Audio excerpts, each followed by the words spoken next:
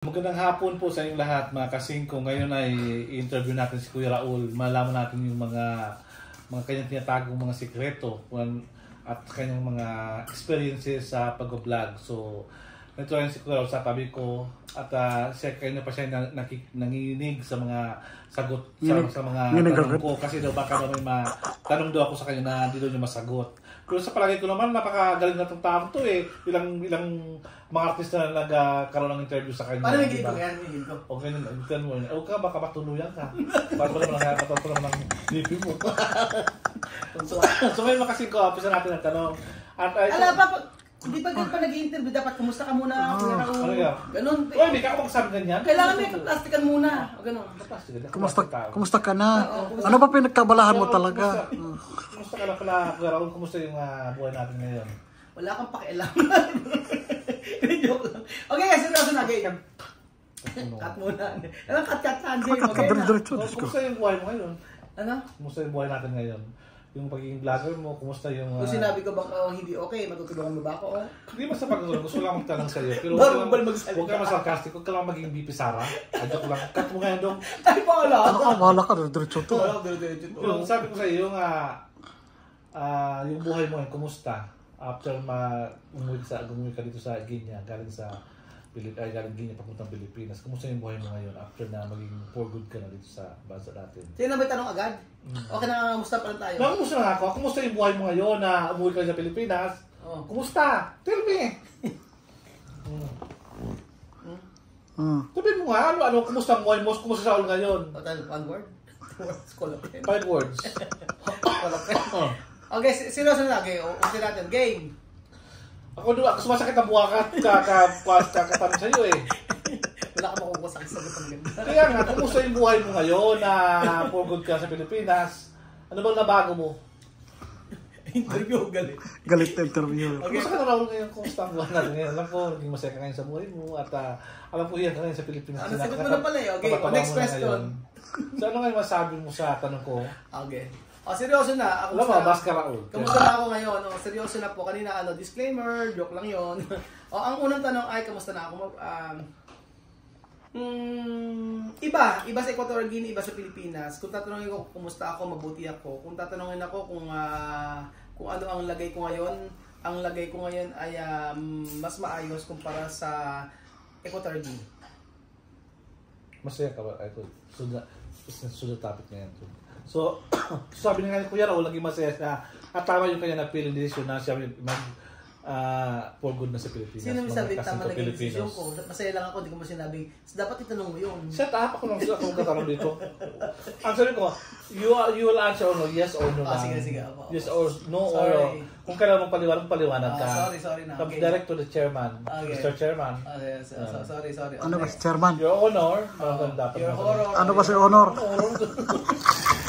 Your honor. Okay. Gusto natin ang tanong. Again. Bago lahat, gusto ko lang... Teka lang, ang tanong ba na yan ay kanino galing? Sino ba nagtanong? Sino ba makulit nagtatanong? Ang tanong nito ay walang iba sa atin. Napakabait na si Ate Mian sa Japan. Sa Ate Mian. Sa Ate Mian.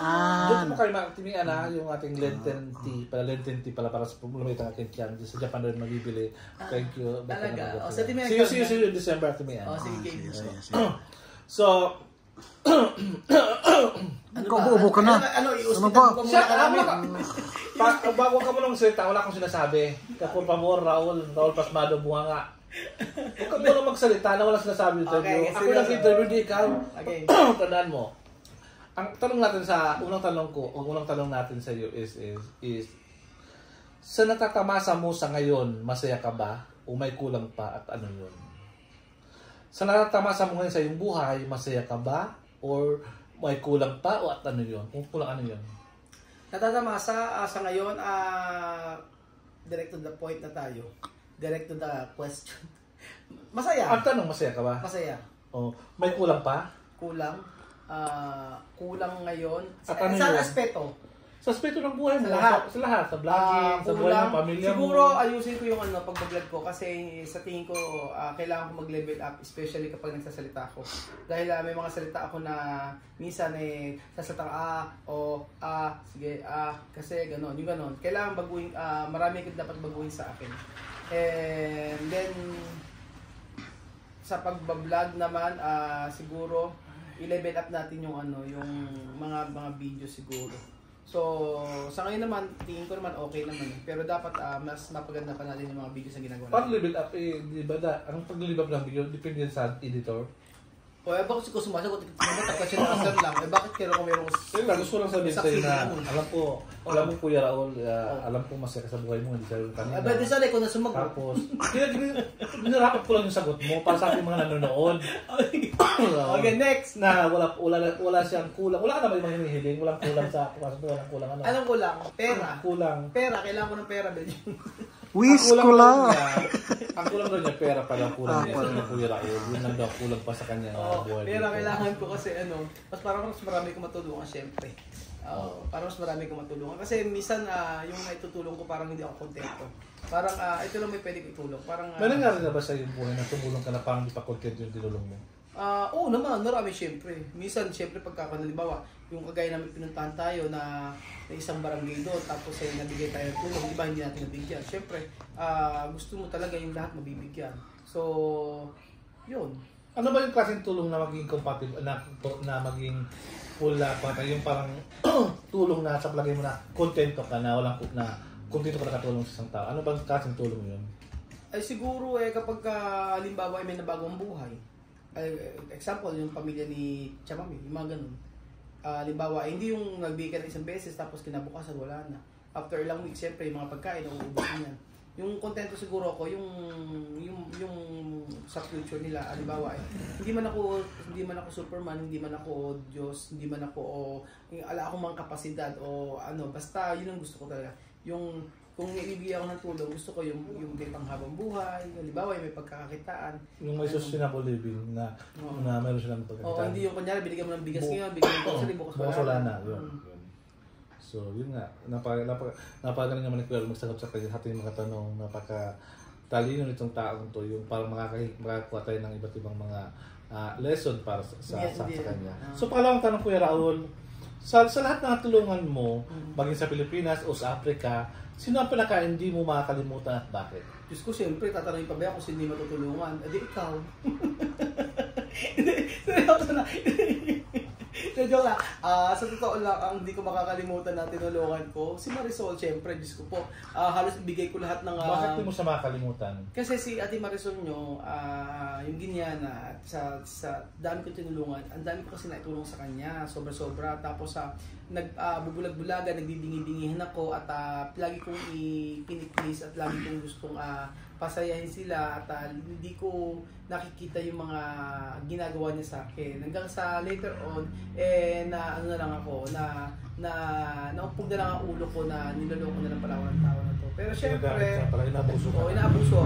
At through sa mga subscriber, tsaka sa mga kaibigan natin, nalaman natin.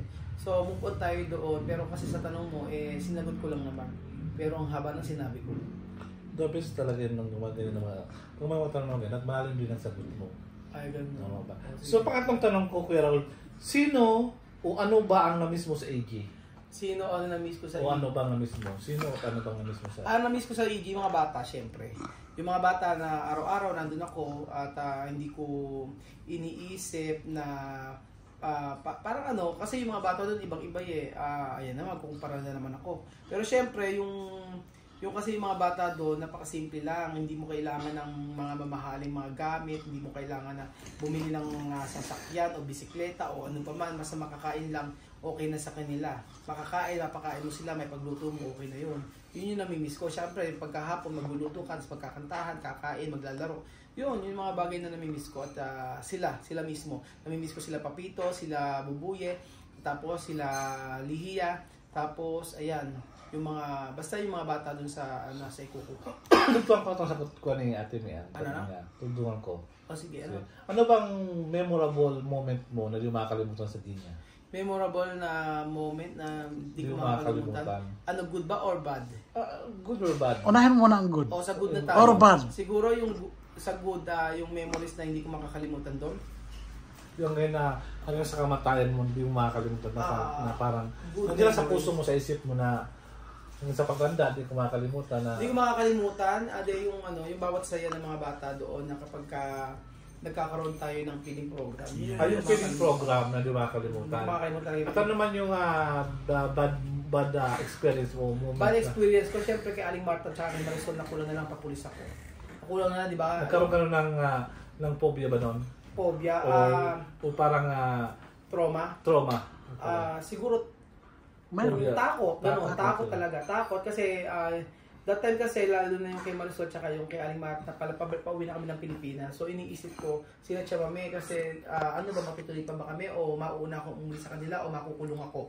Ganun lang yan eh. Kung hindi ako mapapauwi, makukulong ako o hindi ko masama sila PSS.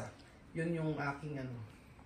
Yung bad experience mo. So ikaw naman tanong ka lang. So pang-apat na tanong. Bakit? Ano lang siya, taga-video. Kumatabat siya. Kasi ano naman sinasabi ko. So may sinasabi ka siya. May sinasabi ka. So lang yun. Ikaw taga-interview ako.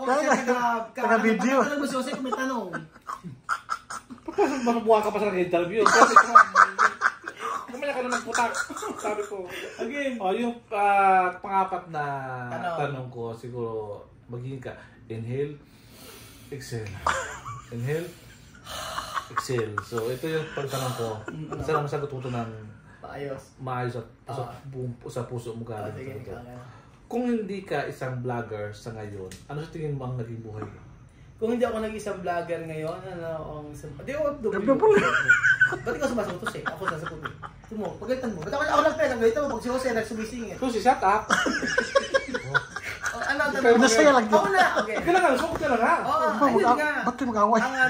Hindi, sagot eh. Ako tinatanong eh. Ang unang, ano nga ba? Siguro. Anong buhay mo ngayon? Anong buhay ko ngayon? Kung hindi ako naging sa vlogger, OFW. Nasa EG ka pa ba ngayon? O nasa ibang bansa ka na ibang bansa na? Tingin ko nasa EG pa rin naman ako ngayon. Kung hindi ako naging vlogger. Pero that time kasi nung hindi pa naman ako vlogger no, nag-iipon naman talaga na ako noon para may pang-tour. Alam ko lagi nang ipon. Pag umuwi ko lang, mapayos ko lang. Pag umuwi ko lang. Pagka umuwi kasi ko... Lagi yung pera si Ro, lagi nang ipon yan. Ikaw na sumagot. Shut up. Mas masagot ako, sumasalta ka dyan. Oo, bago... Ang totoo po niya, nung hindi pa ako nagbablog mga amigo, the whole year na nagtatrabaho ko, talagang merong si Lenlen, may ipon talaga ako kasi nga si Lenlen napakatipid niyan. Tapos meron siyang amount na kinukuha lang sa sahod ko na yun talaga kasyang-kasya naman sa kanila. And then every year na umuwi ako talaga, meron akong pinapagawa at meron akong ini-invest. Yun ang totoo. Pero bago ako kasi bago ako mag-vlog noon, na hindi pa naman ako kumikita ng talaga. Nag-i-invest na ako kasi syempre hindi habang buhay ay OFW. So tingin ko kung 4 years na ako halos nagba-vlog, kung hindi man ako nagba-vlog noon, siguro yun, mag-i-invest ako, negosyo siguro. Ano mo? Yung di ba, doon sa vlog mo naging compassionate ka, naging generous ka, tapos patulungin ka. So, yung sa bilang ikaw, naisip mo ba na talagang matulungin ka talaga since birth lang, matulungin ka ng tao? Oo, totoo yan, matulungin ako. O talagang naging vlogger ka, hindi matulungin? Ay, talagang matulungin ka talaga? Oo, sasabihin ko lang sa inyo, kahit dati pa matulungin na ako, at alam niyo ng mga kapatid ko, pagka kailangan nila talaga ng bibigyan. Kasi nga di ba may sinabi ka nun, di ba yung lalaki na kaibigan mo na sa Taiwan, tumakbo, inutang ka ng 1 million, di ka binayaran, di ba? Tinulungan mo sila, di ba? Ayoko na pag-usapan yung Belden, mag-move on ka. Yung pagtulong ha, alam ko na, alam ko kang matulungin ka. Sa totoo lang, kahit dati pa, pagka may nangangailangan talaga, ko sa tulong.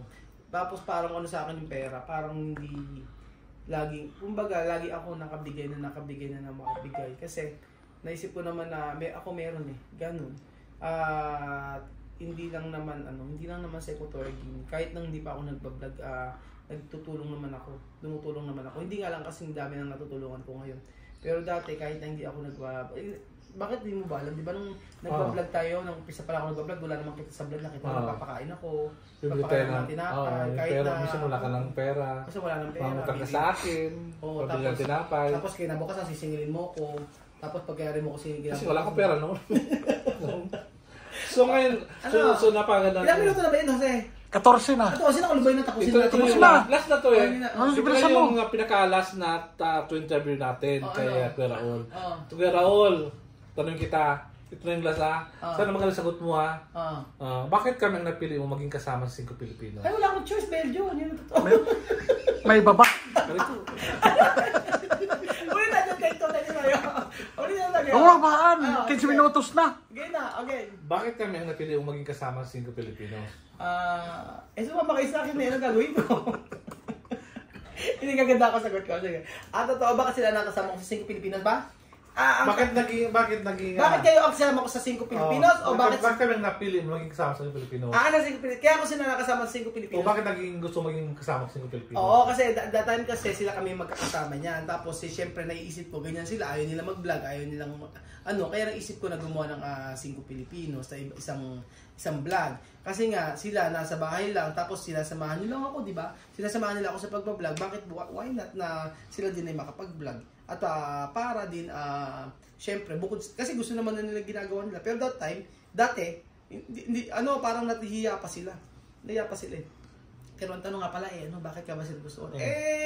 Tayo magkakasama lahat di ba? Ang totoo niya mga amigo, ganito ikukwento ko sa inyo. Hindi lang naman talaga silang tatlo. Hindi lang si Aya, si Belgium, tsaka si Marisol o kaya si Aya dapat yung gusto ko sama. Actually kasama dapat sila Desa, yung mga nasa bahay lahat. Lahat ng tao sa bahay kaso sila po ay wala namang time. Kagaya ni Jocelyn, walang time. Si Joyce, walang time yan. Tapos hindi rin nila kaya yung ginagawa namin na gabi-gabi nagla-live, gabi-gabi laging meron kaming content, hindi nila kaya yun. So sila lang talaga. Pero kung tutuusin, umpisa-umpisa pa lang, yung 5 Pilipinos po talaga ay para sa lahat po talaga yun. Yun. Ano pa tanong? Ilas na to bago tayo mag-go. Anong masasabi mo sa mga future vlogger na o mga nag-vlog na pero wala pa rin nakuha ang views sa ngayon? 2 years na sila pero wala pa rin views. Kailangan ba sila mag-give out na or patuloy pa rin mag-give up na o patuloy pa rin sila mag-vlog? Anong depende kasi kung ikaw ang gusto mo talaga ginagawa mo, tuloy mo lang. And then kasi ang pagbablog mong iisipin na dahil sa kita, yun lang yun. Mag-vlog ka dahil gusto mo at masaya ka sa ginagawa mo. Hindi lahat ng hindi po lahat ng tao ay binigyan ng Panginoon.